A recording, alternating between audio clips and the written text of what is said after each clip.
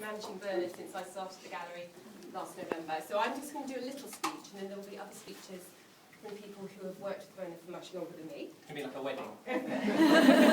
So when I started, I thought it would be a good idea to meet all of the team, take them out individually in the gallery, and ask them to show me their favourite room or favourite portrait. And Bernard and I had only just stepped outside the door of trading. He said to me, "Well, I should probably tell you I don't really like portrait." And I think it was at that point that I knew that I was always going to get honesty from Bernard, and that I was really going to like him. So before I started here, I worked in rights for 17 years, and I came along thinking, wow, I know everything about rights, I know about IP, I know everything. But my goodness, since I started, I've learned so much from Bernard, so thank you so much, because you have absolutely increased my knowledge and everyone here's knowledge of IP, which has been fantastic. So, your skills and knowledge are unequalled. You've done an amazing job of creating the role, which didn't exist before you started. You have created strong IP systems and policies, you've done training, you've done everything. You've left us in a really good place, and we're immensely grateful for that. We're incredibly sad to be losing you, because you're such a nice chap, but we know that the move is a great move for you, and really, I think Tate's gain is our loss. I will have 3 overriding memories of you, even though we've only been together a short time. One will be seeing you first thing in the morning in your short shorts. Always peps you up, ladies. The fact that I reduced you to tears last week of laughter, telling you my Rennie Zellweger Portaloo story. Which clearly we all need to hear. I'll tell you later. This will have to be recounted. And I think it was your statement in our records management meeting when we were discussing how long we should keep our documentation for, and you kept saying, at least forever. And I wished we'd been able to keep you at least forever, but I wish you very, very well in your role at Tate, so thank you.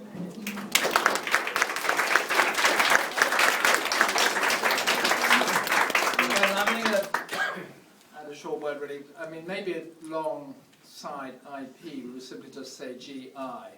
And any of you here will know why we would say that, because you have given us fantastic work in your work, as Nicola said, on intellectual property, but you've also done so much more for the gallery, and obviously we think of the Gay Icons project as being a very particular, wonderful thing that you started. You got that idea going, you put it forward as a proposal, you then became a fantastic advisor to us in how we should try and do it, and produce with us, and made sure that we produced a wonderfully successful exhibition.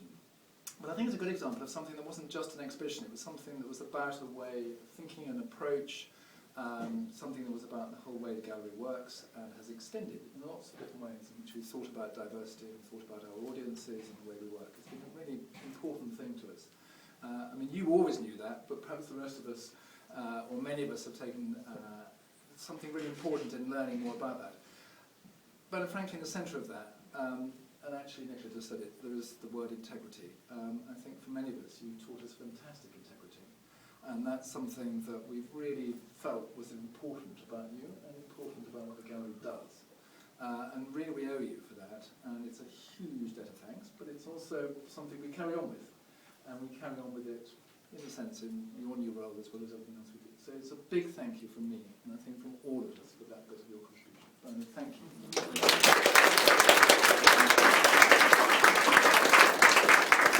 Now, over to the team. We're going to make you stand there longer. Well, I have to say, due to a palpable lack of grown-ups left in the department, we're all saying something now. Okay, so my first job at the MPG was being Bernard's admin assistant on the ODMV, and he basically taught me everything I needed to know to ever be a picture librarian properly ever again, which is never write a good email, letter or list, we should come on to that later, twice. You just keep it and you copy and paste and copy and paste and copy and paste for 12 years, changing the name and the It's pretty true. The other thing is, if something looks really worrying and is sitting on your desk, then you just split it into its component parts, you pop those into plastic folders, you put a label on it, and it's dealt with. It makes you feel a lot better about things. That's basically our job. And the reason for this is because Bernard is a very organised man. very organised man who hates clutter, likes to be neat and tidy and prepared. How we love the daily clothes logistics struggle for the next day. Now, I have actually written this down because it's impossible to do it off the cuff, but these are the conversations we have at about 4:30, 5 o'clock every day. Well, I've got a meeting in the afternoon, so I need a suit, but we're going straight out from work, and I've got yoga today, so I'll put jeans in my rucksack, leave the suit here overnight, riding on my bike, and stay in cycling gear until 1:30, change into the suit, then change into my jeans, put my suit in the rucksack, leave my bike, and then let's come home on the tube as rain is forecast.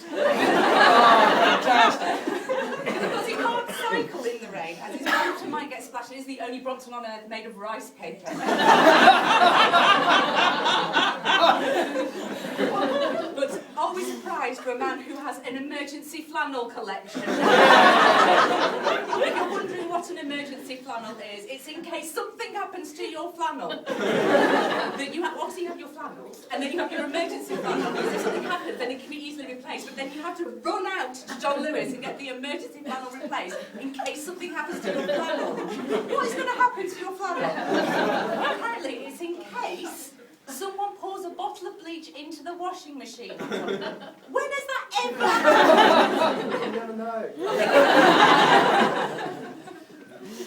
But again, he hoovers the fridge, touches up his own paintwork with matchbox at the weekend. It's not normal. I suspect the first thing he will do at the Tate is declutter and tidy and scrub and polish. And won't they be surprised when he turns up on his first day in a pair of marigolds? I reckon. Anyway, obviously all this amusing OCD nonsense we will miss greatly, but we will miss him particularly because he is a loyal, kind and generous man and an extremely good friend. And also an outrageous gossip. We all went to Birding Glen's 150th anniversary or whatever it was in Starcross, where we threw confetti because we didn't think we'd get a wedding. And then later on we went to Somerset for the civil partnership and threw confetti because we didn't think we'd get a wedding. Well, fingers crossed on the legislation. We're hoping you're going to upgrade your licence. And just because you're at the Tate, we still need to get invited because we want the hat trick. Back to those lists we were talking of. I've got one of the lists here, which is available to anyone if they would like it. We have it on the end drive. Do you have the intellectual property clearance? We can negotiate. He worked here, I believe, when he wrote that. This is if you're going on holiday, this is the list, and it's of course in alphabetical order. So alarm clock, answer phone message, email auto-response, bikes bring inside so they don't get wet, bins empty and spray with air freshener, bird feeder top up with nuts, replace fat balls, birthday cards write beforehand and give to a friend to post, books, guidebooks, camera, clothes including scruffy clothes for trekking, driving licence, earplug, films, file fax address book, frequent flyer cards, fridge perishables you have to give to your neighbours or eat, goggles, probably one of the most important things, hoover, tidy and clean the flat so that coming home is more pleasant, insurance, jabs, keys, quite complicated, give postbox key to neighbours, hide all other keys including car keys but take your door keys with you, lock the windows and hide the window keys, medical stuff, money. Now this is an optional one, it says partner, friend or travel companion or rest of family. Passport, penknife, pens, pets, you have to feed the fish, put dogs in kennels, hedgehogs in hedgehog places.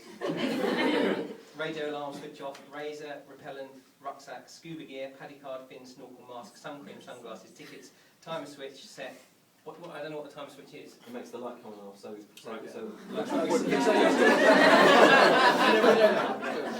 torch, towels, trainers and scruffy trainers. For the trekking, I'm guessing. Yeah, travel card, trunks, wash bag, water the plants or take the plants to the neighbours to water for them. And then we've got Yahtzee or cards or other games. And that's all you need.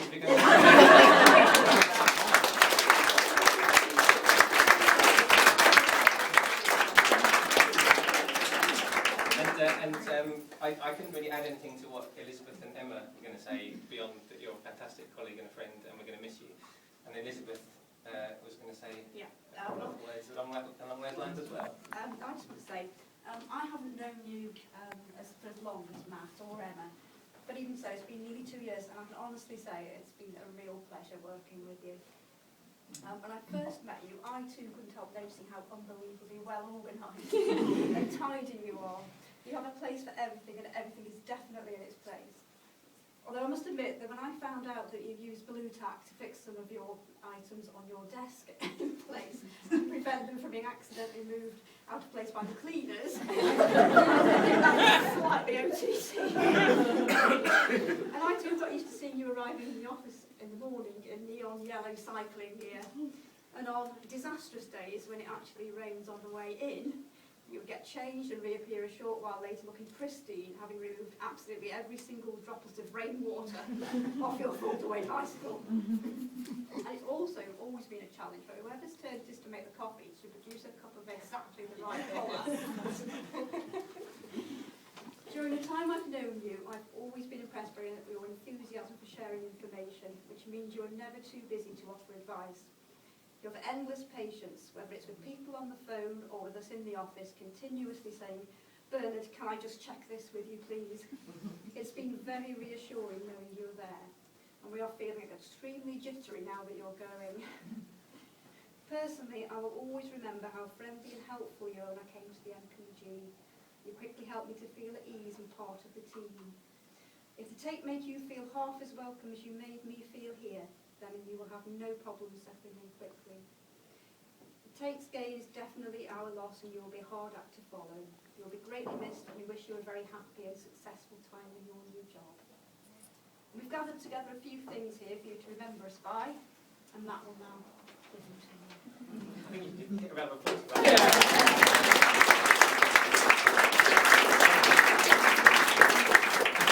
Hard, first of all, I don't know if you can guess what might be on the front of this cover. Might it be the Duchess of Windsor? It might be a version of the Duchess of Windsor.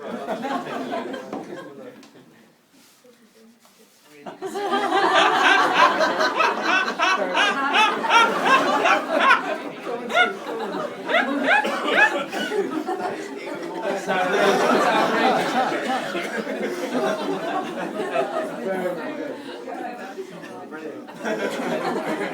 And that was Elizabeth's handiwork. So you can tell us what the copyright situation is with that version. Okay, I'll get back to you on that one. The presents had to be purchased along the lines of no clutter, and mainly things that would be consumable and wouldn't take up a lot of room. Okay. We did spend most of the money on this. So you can open this one. You don't have to open necessarily open them all, but you should open that one first. Okay, shall I open that now? Yeah. Okay. And then I'd really like to say a few words. I like the underground paper though. Yes. Is it from the Transport Museum? Oh no! Now when, I must explain, when Alex left, Alex Alt, she loves all this type of hat. And after her leaving job, I said to the guys, whatever you do, do not get me away. Do you want to see it worth this? Because I had to take it back to the first one, but it didn't work. Shame. Emma said I wouldn't worry about it because you'll probably just chuck it out the window. No, Sarah took perhaps open the window. I have argued against everything you can't throw away or use up, but no one listened. It doesn't even work. Okay. It's absolutely fine. Anyway, so that was most of the collection money. Knickknacks that you can Pictures of dust. things you can dust. Well, thank you very much for that. I'm hugely sort of overwhelmed with emotion. But thank you very much. I'd like to, if I can, just take a few moments to share a few memories and milestones with you from the last 19 years. I remember my first day here very, very clearly, 1st of August 1994, and I was greeted at reception by a very angelic-looking man called Alistair Tate, who used to work in personnel. A few of us may remember him. A very gorgeous-looking lad with floppy hair and big brown eyes, and I thought, I'm going to enjoy working here. So just for the benefit of younger colleagues, to take you back to 1994, we had no internet, there was no email, we did have electricity, but there were no scans, no digitisation of the collection at all. And one of my very first jobs was to work with David on the very early stages of digitising the collection. So we started off with a few thousand transparencies, and now we see ourselves with about 100,000 items digitised. So very, very, very small beginnings there that's turned into something huge. And as a result of that, so that was really what kick-started the whole copyright process, because all of that information from the RPs needed to be transferred onto the copyright database, which we all know and use and love to this day, in very, very safe hands. Jump forward to 2000, and I was one of the very first members of staff to take advantage of our career break policy, and if not the first member perhaps. Probably well the first. And I remember very clearly going to see Caroline one Friday afternoon and just to float the idea of perhaps taking 6 months off. And Caroline said to me, have you thought about taking a whole year? Is Caroline trying to tell me something? So anyway, we did take a year, Glenn and myself, and we had a wonderful trip around the world for a whole year. Came back feeling refreshed and rejuvenated and ready for the next challenge. So I can highly recommend taking a year off, or even maybe 6 months. So just before we took the year off, many of us will remember the day in May 2000 when the Queen opened our Ondarchie wing, and this brings me to Catherine MacLeod's favourite story. This is the day that I met Lady Thatcher. We, as many of us will remember, we invited lots of sitters and lots of artists to help us celebrate the day. And after the Queen had done her duties, we were all relaxing downstairs in the main hall. And I was stood at the foot of the escalator, just eating some cake, as you do. And Lady Thatcher was over by the information desk, and she caught my eye. And she made a beeline for me. And when she reached me, she physically jabbed me, she prodded me, and she said 2 bits of advice. 1, don't eat cake. 2, never use an escalator. I always take the stairs, otherwise it starts to show on the hips. And then she just wandered off.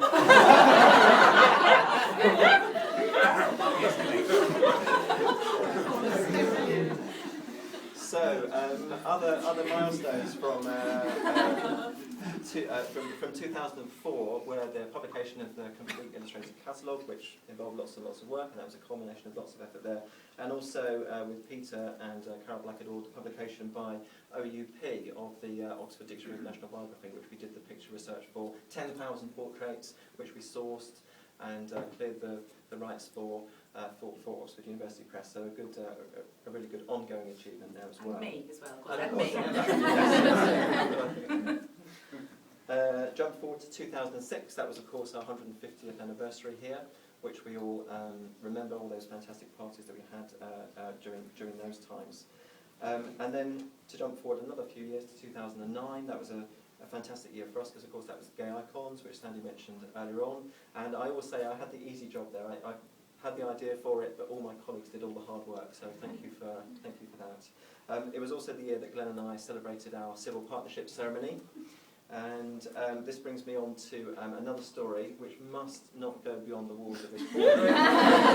Otherwise I could be fired from my new job before I even start. So we decided to have our honeymoon in St Ives, because a friend has an apartment there which directly overlooks Tate St Ives. And we, so that's where we decided to celebrate. Now, for Emma and Matt, who were at the wedding, you'll remember that we arranged for loads of Chinese lanterns to be launched at midnight, and these elegantly went floating across the Somerset levels into the distance. And anyway, we reached St Ives, and we had a couple left over, and after a couple of glasses of champagne, Glenn and I thought it would be a good idea to light one and watch it go elegantly floating off across Tate St Ives, Porthmeor Beach, and into the Atlantic. So anyone who's ever lit a Chinese lantern, you can see where this is going. Anyone who's ever lit a Chinese lantern will know it's quite a difficult thing to do. You have to light it, wait for the flame to take hold, and you have to wait for the lantern to reach just the right level of buoyancy. And then what happens is you sort of let it go, and it bobs down alarmingly, and then just catches some breeze, and then goes off into the distance. Well, we lit this Chinese lantern. We let it go. It bobbed down, but it didn't bob up again. And it went crashing down onto the roof of Tate's and Ives, and it burst into flames. And I just thought, well, that's it. My career is over. I'll go back into the flat and start drafting a letter to Sandy. You can see the headlines now. Tate incinerated by NPG. National Torch Tate Galllery. You're fired. Anyway, it did. That story mustn't go any further. It did eventually go out, but not after the most terrifying 3 or 4 minutes. So anyway, Tate and Ives did survive, and on Monday I'm off to join the Tate family to be their intellectual property manager for the whole of Tate. So that will include the old trip down to St Ives, hopefully, as well. A couple of people have asked me whether my move has anything to do with the restructure. The answer is no, absolutely not. I would have loved to carry on working with Nicola and Matt and Elizabeth indefinitely. But I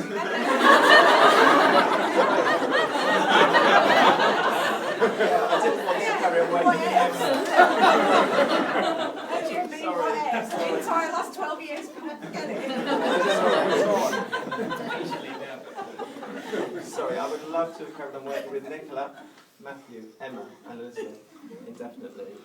But sometimes in life those challenges come along, and as a couple of people here know, it's a difficult decision for me to make, but thank you to those that helped me make up my mind. I leave you in extremely capable hands. Nicola with her rights background, Matthew, Emma and Elizabeth with their fantastic collective expertise.